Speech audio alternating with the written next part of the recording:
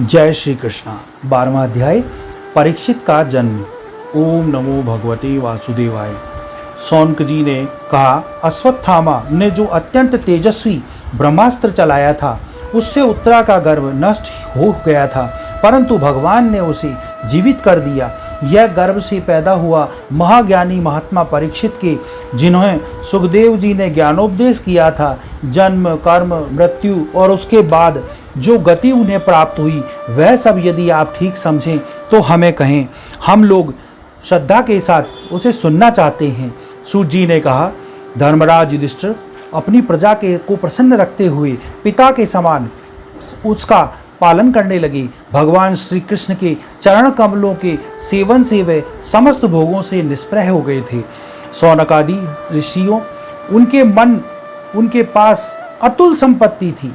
उन्होंने बड़े बड़े यज्ञ किए थे तथा उनके फलस्वरूप श्रेष्ठ लोकों का अधिकार उन्हें प्राप्त हो गया था। उनकी रानियां और भाई अनुकूल थे। सारी पृथ्वी उनकी थी। वह जम्बू द्वीप के स्वामी थे और उनकी कीर्ति स्वर्ग तक फैली हुई थी। उनके पास भोग के ऐसी सामग्रियां थी जिसके लिए देवता लोग भी लालायत रहते हैं, परंतु जैसे भूखे मनुष्य को भोजन के अतिरिक्त दूसरे पदार्थ नहीं छुआते, वैसे ही उन्हें भगवान के सिवा दूसरी कोई वस्तु सुख नहीं देती थी। शौनकादि जी उत्तरा के गर्भ में स्थित वह वीर शिशु परीक्षित जब अश्वत्थामा के ब्रह्मास्त्र के तेज से जलने लगा, तब उसने देखा कि उसकी आंखों के सामने एक ज्योतिर्मय पुरुष है। वह देखने में तो अंगूठे भर का है, परंतु उसका स्वरूप बहुत ही निर्मल है।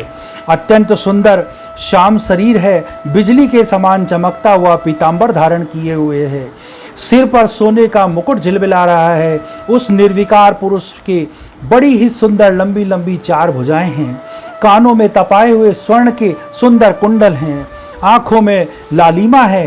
हाथ में लूके के समान जलती हुई गदा लेकर उसे बार बार घुमाता जा रहा है और स्वयं शिशु के चारों ओर घूम रहा है।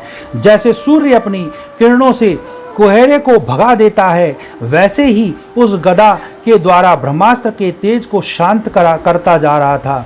उस पुरुष को अपने समीप देखकर वह गर्भस्थ शिशु सोचने लगा कि ये कौन है।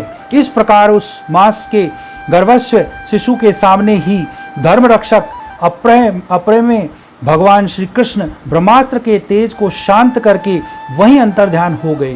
तदंतर अनुकूल ग्रहों के उदय से युक्त समस्त सद्गुणों को विकसित करने वाला शुभ समय में पांडु के वंशधर परीक्षित का जन्म हुआ। जन्म के समय ही बालक इतना तेजस्वी दिख पड़ता था मानो स्वयं पांडु ने ही फिर से जन्म ले लिया हो। पौत्र के जन्म की बात सुनकर राजा युधिष्ठिर मन में बहुत प्रसन्न हुए। उन्होंने धौम्य कृपाचार्य आदि ब्राह्मणों से मंगल वाचन और जात कर्म संस्कार करवाए। महाराज युधिष्ठिर दान के योग्य समय को जानते थे। उन्होंने प्रजातीर्थ नामक काल में अर्थात नाल काटने से पहले ही ब्राह्मणों को स्वर्ण गोएं पृथ्वी गांव उत्तम जाति के हाथी घोड़े और उत्तम अन्न का दान दिया। ब्राह्मणों ने संतुष्ट होकर अत्यंत विनयी युधिष्ठिर से कहा, पुरुवंश शिरोमणि काल की दुर्विनार गति से यह पवित्र पुरुवंश मिटना ही चाहता था, परंतु तुम लोगों पर कृपा करने के लिए भगवान विष्णु ने यह बालक देकर तुम्हारी रक्षा कर दी है, इसलिए इसका नाम विष्णुरात होगा। निसंदेह यह बालक संसार में बड़ा यशस्वी भगवान का परम भक्त और महापुरुष होगा। युधिष्ठिर ने कहा, महात्माओं, यह बालक क्या अपने उज्जवल यश से अपने वंश की पवित्र कीर्ति महात्मा राशियों का अनुसरण करेगा? ब्राह्मणों ने कहा, धर्मराज, यह मनुपुत्र इक्ष्वाकु के समान अपनी प्रजा का पालन करेगा तथा दशरथ नंदन भगवान श्री राम के समान ब्राह्मण भक्त और सत्य प्रतिज्ञ होगा। यह उसी नरेश शिवी के समान दाता और शरणागत वत्सल होगा तथा यज्ञिकों में दुष्यंत के पुत्र भरत के समान अपने वंश को यश फैलाएगा।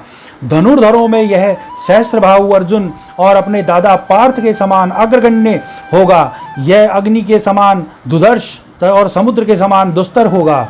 यह सिंह के समान पराक्रमी और हिमालय की तरह आश्रय लेने योग्य, पृथ्वी के सदृश तितुक्षु और माता पिता के समान सहनशील होगा। इसमें पितामह ब्रह्मा के समान समता रहेगी। भगवान शंकर की तरह यह कृपालु होगा और संपूर्ण प्राणियों को आश्रय देने के में यह लक्ष्मीपति भगवान विष्णु के समान होगा। यह समस्त सद्गुणों की महिमा धारण करने में भगवान श्री कृष्ण का अनुयायी होगा। रंती देव के समान उदार होगा और ययाति के समान धार्मिक होगा। धैर्य में बलि के समान और भगवान श्री कृष्ण के प्रति दृढ़ निष्ठा में यह प्रहलाद के समान होगा। यह बहुत से अश्वमेध यज्ञों को कराने वाला और वृद्धों का सेवक होगा। इसके पुत्र राजसी होंगे। मर्यादा का उल्लंघन करने वालों को ये दंड देगा।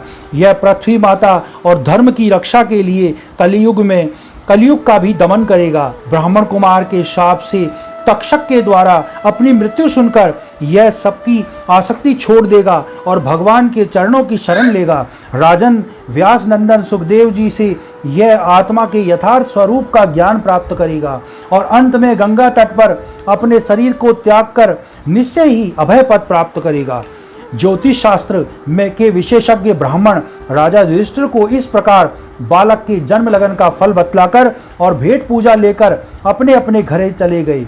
वही यह बालक संसार में परीक्षित के नाम से प्रसिद्ध हुआ, क्योंकि वह समर्थ बालक गर्भ में जिस पुरुष का दर्शन पा चुका था उसका स्मरण करता हुआ लोगों में उसी की परीक्षा करता रहता था कि देखे इसमें से कौन सा वह है। जैसे शुक्ल पक्ष में दिन प्रतिदिन चंद्रमा अपनी कलाओं से पूर्ण होता हुआ बढ़ता है, वैसे ही यह राजकुमार भी अपने गुरुजनों के लालन पालन से क्रम से अनुदिन बढ़ता हुआ शीघ्र ही सयाना हो गया।